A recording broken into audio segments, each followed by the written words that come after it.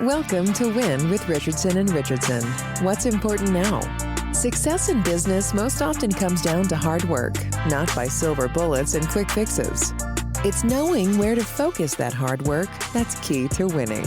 Join sales prospecting expert and 3-time seven-figure business founder Carrie Richardson and managing partner of R&R Consulting and former owner of Doberman Technologies, Ian Richardson, for radical honesty regarding strategic planning, accountability, and execution that will get you the systematic results you're working toward. Let's get into today's episode. Thought leader and your host, Carrie Richardson.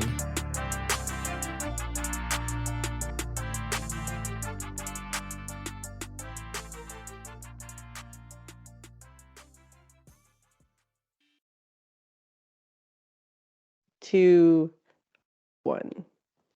Good afternoon, everybody. My name is Carrie Richardson, and I am the host of Win and a partner at Richardson and Richardson. With me today is David DeCamillis, somebody I have had the pleasure of knowing for almost my entire channel career. How are you doing today, David? Awesome. Thanks for being here. For those of you who don't know, David worked with Platte River, which was a managed service provider in Colorado. Yeah, it was officially labeled as a merger 2 years ago. In fact, Right, so in 2022. 2 years ago this month. And we merged/were acquired by Applied Tech. I was the VP of Sales and Marketing when we were taken over. All right, so tell me a little bit about the transition that happens when you merge with another organization. Merges are challenging, especially when it's two MSPs. You would think that because most MSPs do things very similar as far as what they're selling and what they're providing to their customers, managed IT, cybersecurity, et cetera, how you bundle it, the vendors you use, how you price it, how you deliver it. But actually, if you open the hood, every MSP is completely different. And that's probably why the merger didn't go as smooth as what we all expected it would. You have two different sets of staff who are used to doing things their way. And we tried to find the better of the two and merge the best of the best, including vendors and solution stack. But that was challenging too, because it's a big lift, it's a big change. So what we expected would take 6 to 12 months really took longer. What steps could people in the same place? I'm an MSP, I'm considering a merger. What could I do to prepare in advance? What could both firms do to prepare to avoid some of the challenges that you experienced? Pick the stack, pick the process, pick the way. You're better off just sticking with one or the other. And then maybe after you've taken it over and converted the other side of the house, then you can start looking at improving. Because the longer you wait, the harder it is to provide that service delivery, to sell to your leads the same way. And you run the risk of not closing as many deals and losing customers. The sooner you can just say, draw the line in the sand and fully convert the other side of the house, the better off you are. Should that happen prior to LOI? Should there be an agreement prior to the finalization of the documentation about what stack we're going to use, whose sales process is going to be undertaken or optimized? Yeah, if you have the time, it's going to be a benefit. If you don't, then you're going to want to determine that and start that process within 90 days. We waited almost a year. Some things are easy to convert. HR, right? There's certain departments that it's a little bit easier. Marketing typically can be a little easier if you know what you're doing. But no, it's get it done as soon as you can. Were there some very clear ownership of things that people just didn't want to let go of? I know you love marketing. Marketing is very important to you. Was it difficult to have to collaborate with somebody after being responsible for everything for most of your career? No, even though I have been responsible for the brand and sales and marketing for almost my entire career, I had to meet with the owners, the partners, the decision makers, and show and convince them. So that was still the same. We did take too long to refresh the brand, bring in the agency to go through that whole process of figuring out who this new entity was and reflecting that in our brand and our marketing so that we could do a linear focus of lead gen. Yeah, that took a little longer now that I say it, the marketing side too. Yeah, I think that whoever is doing a merger or an acquisition, there should be that initial assessment of that takeover candidate. And that should be, like you mentioned, part of the process leading up to, so that you can actually start the process the day it happens. Yeah, I wonder how much opportunity is lost in the quarters following the merger where you spend so much time having to make decisions and go back and remake this, Yeah. the ball Well, on I some mean, of it's hard the. on the staff because you have using two different platforms, two different tools, providing service in two different ways. And the longer you continue that, the more disruptive it is. Because as you're merging those departments, those people are like, well, wait a second, we do it this way. And then the customers are confused too. It's a mess. And I know it hurt our revenue. I know I saw lead gen go down. I saw lead conversion, sales conversions go down. We had client retention issues also because trying to move the clients to a new platform over a long period of time, they see the changes and the pain points for a longer period of time. And, that unhappiness extends when it doesn't need to. It's almost like you need to drop both teams into a room for a week and do a strategic This is the way plan we're where going to do it, everybody. everybody's stuff gets considered and everybody votes on yes, like we all agree together that this is what we're going to do. And then You know what after else? that, you got to shut up for at least a year. Yeah. Yeah, I think you'll get more employee buy-in because there won't be uncertainty. There won't be confusion. I think you'll get quicker buy-in because they just want to know what to do and how to do it. It's the uncertainty that causes that hesitation and frustration within the staff. I really think so. Well, you had multiple locations as well. So not only do you have some challenges around communicating messaging between leadership, now you've got multiple offices to roll that uncertain message out to. So I could see how that would be challenging for all parties concerned. Yep, we're in growth mode like most MSPs, and you're consistently hiring. So the sooner you bring in new blood on the same platform, the same way of doing business, the better. It helps. I think another suggestion I would make to every MSP, and they should do this today, but especially before an acquisition or merger, is document all your processes, every department. You need to go through and fully document and vet out every single process within the entire organization. Two things happen. A, things are broken, so it's easier to fix them. And two, when you do that merger, it's much easier if you know exactly what both sides are doing, so you can merge them in a cleaner way. And then, So a of lack course, of documentation definitely impacts. process documentation.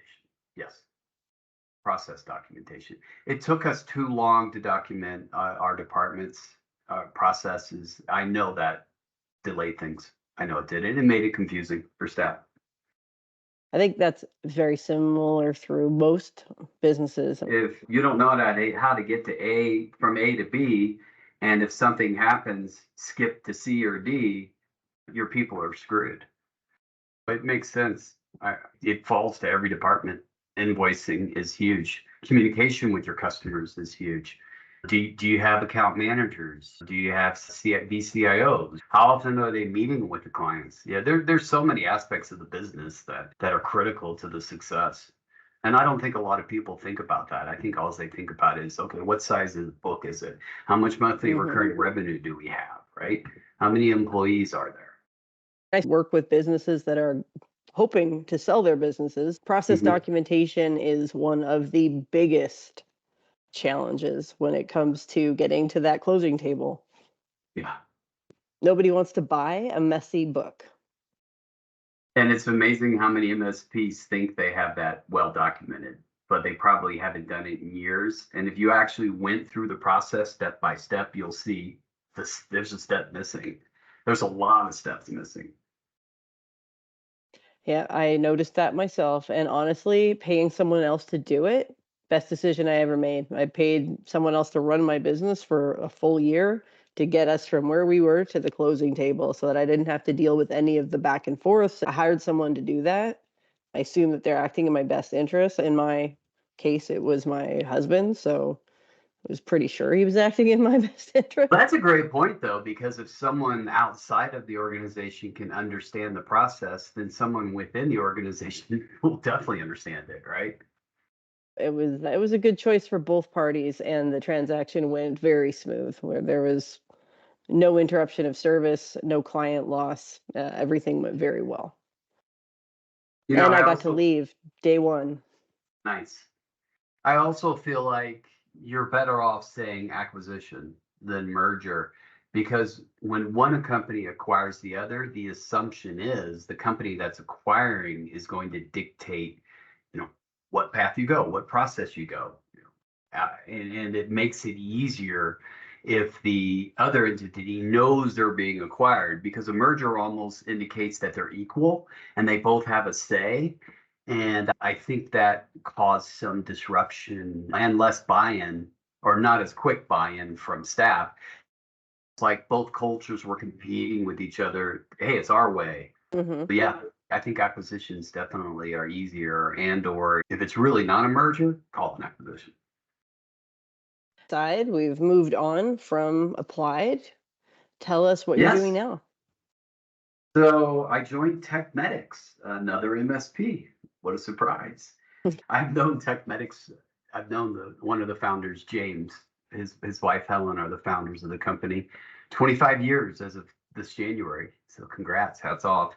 I met James Moon at the first Ingram Micro event I went to, an SMB Alliance event in Denver. And oh God, that was like 15 years ago.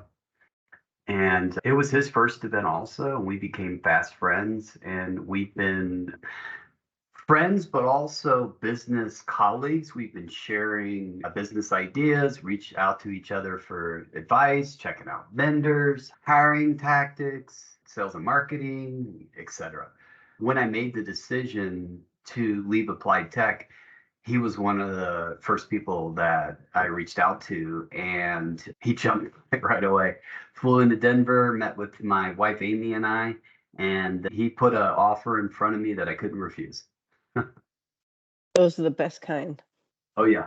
And I was talking to other MSPs and other vendors, but what I loved about TechMedics is it reminded me of when I joined Platte River Networks, but about 5 years in.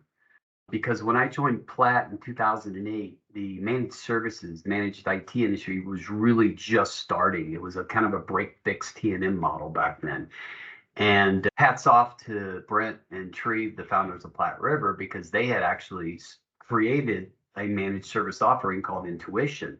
And think about this. This is 2008, but they hadn't launched it yet. So by bringing someone with the sales and marketing experience and brand experience that I had, I was given a perfect setup to basically brand that, launch it, rebrand the company, and we just exploded from there. So with TechMedics has 25 years MSP, great reputation, expertise, leadership, everything's there in place. What I'm doing is just taking their brand and enhancing it. I'm enhancing their digital marketing. I'm showing them how they can touch a bigger audience and how they can generate more leads and close more deals. My understanding is that they've gone through some explosive growth in the last 5 years. Yes and no. They did. They had some explosive growth, then they pulled back and focused on the core business, then had some more growth, like a lot of MSPs out there. You know how that first million is really hard. The second million, your 5 million, your 10 million. Those are big challenges. You see all this growth, but you try to catch up, both on staff and on process and on tools and on leadership. We're really in a solid position to explode. And since I've already been through that with Platte River, I feel like we're in a really good position to grow in a smart way. so that we don't have such big swings in our revenue growth. It's more of a consistent growth, and we can manage it effectively. Having a guide through that must be a godsend for TechMedics. You don't often have the opportunity to acquire the talent that you want at the time that you need it. Yeah, I call it fate because James happened to be in Denver when I made the decision to leave Applied Tech, and it was a fluke. And he was already meeting with me, and he was going to plant the seed to see if I'd be interested in joining the firm, without having any idea that I was planning on leaving. Serendipitous, fate, whatever you want to call it, the stars aligned, right? James and I were meant to be, and now we're already crushing it. So we have a wonderful marketing manager, Alex. She's been with TechMedics for 7 years. In fact, James introduced me to her right when he hired her. And she's done with limited resources growing the company. James has handled all the sales. So now that I have the sales experience, the brand and the marketing experience, I can help her succeed even more. And just since December, when we started applying some of the digital marketing and brand enhancements, in January, we already saw 6 qualified leads come in, where 4 were already presenting proposals to, and we were only averaging 1 to 2 a month prior to that. Our website traffic is up 1,200% in 30 days. Our LinkedIn presence is up over 1,000%. So it's already working. The sky's the limit. I was you were looking at, but I think you just answered those. So you're measuring your LinkedIn engagement increase. You're measuring number of leads. What are the other important KPIs that you're looking at when you're trying to enhance someone's brand? Website traffic is definitely, and not only the traffic, but where they're going on the website and what pages they're clicking on. We measure every post. I definitely upped the game on our LinkedIn post. Not only did I up the number of posts, but the content. It's got to be content that resonates with our audience. It has to be helpful. We're not selling. It has to educate. It has to be entertaining. It's not just about IT and tech. It's about business. It's about life. So we measure the number of impressions. We measure if they click on the link, because we obviously always direct every post, every blog to our website. That's key.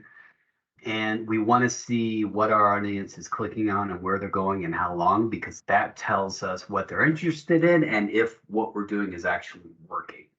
Same with email. We are starting drip email campaigns on a regular basis. We want to see who opens and who clicks on what and how they behave.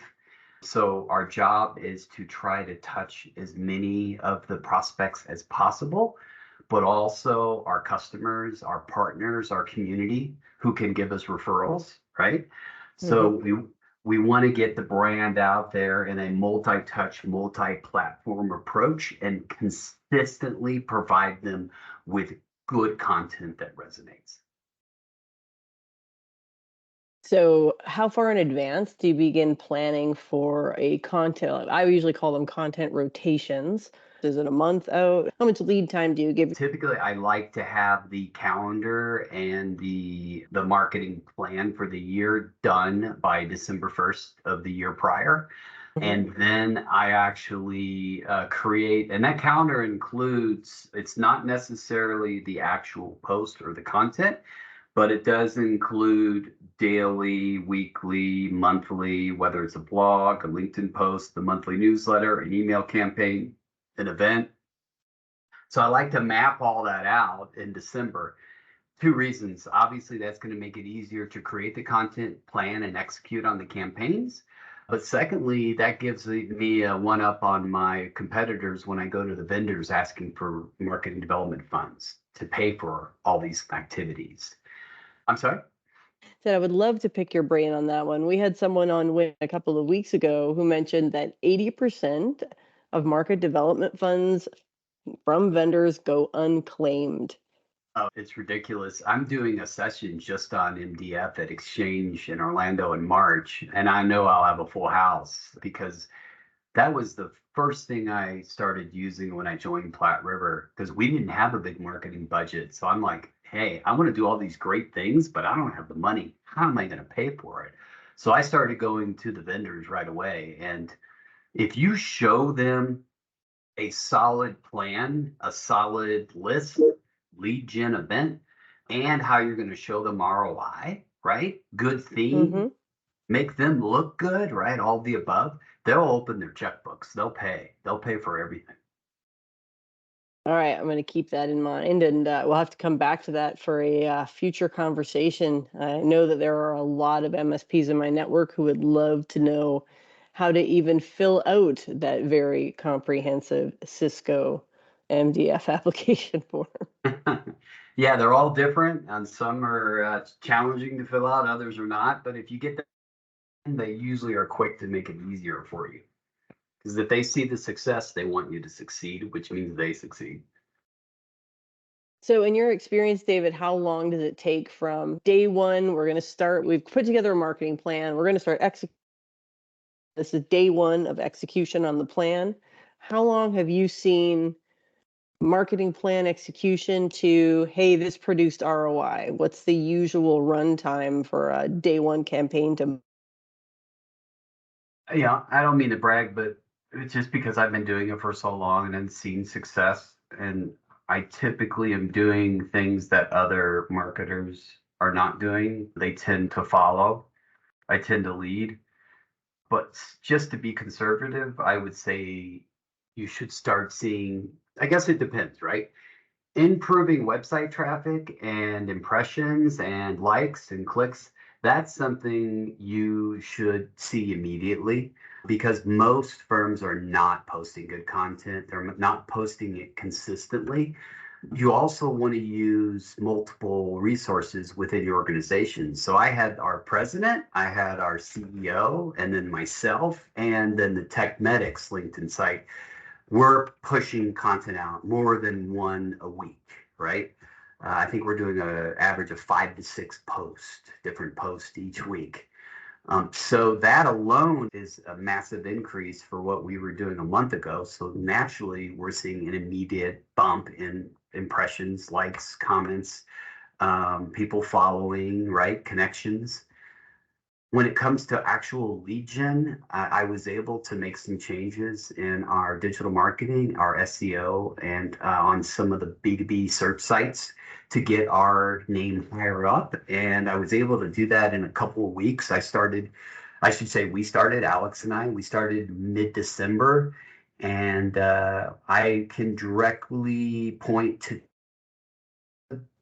MS managed services leads that we presented proposals to that came from 2 of those sites, and another 2 that came from the digital marketing, and another one that came from LinkedIn.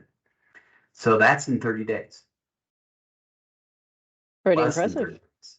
Yeah. And so the idea is to continue to improve the website, the content on the website, start to do the email campaigns, start to do events in person, webinars, do podcasts, right? Win awards, do press releases, get out in the community, get on boards, get in front of associations. All this is going to help continue to increase leads throughout the year. All right. I think that you've given people a lot to think about for their own MSPs and what they can and should be measuring, and the things that are easy to improve versus the things that are going to take a little bit more time, but all of them worth considering and probably should be evaluated one by one and figure out if you're doing it well. And if you don't know, it's time to start measuring it. Thank you for joining us today, David. I would like to see if the prophecy unfolds as we expect. I sure hope so. I expect it fully. Let's put it that way. Very optimistic. It was a pleasure to talk to you, as it always is. And I wish you much success with your marketing endeavors at TechMedics. And I'll look forward to seeing you on the road again real soon. Terry, thank you. Really appreciate you including me. It's an honor, and I know I'll see you, and I wish you nothing but success. You've been listening to Win with Richardson and Richardson. What's important now? We're so glad you've joined us and know you're one step closer to winning big in your business too. We'd love to connect with you outside of the show. If you have any questions or comments, please reach out to connect@rnr.consulting. Don't forget to rate, review, and subscribe to the podcast so you'll easily know when new episodes are available. Until next time, you can win, and we're here to help.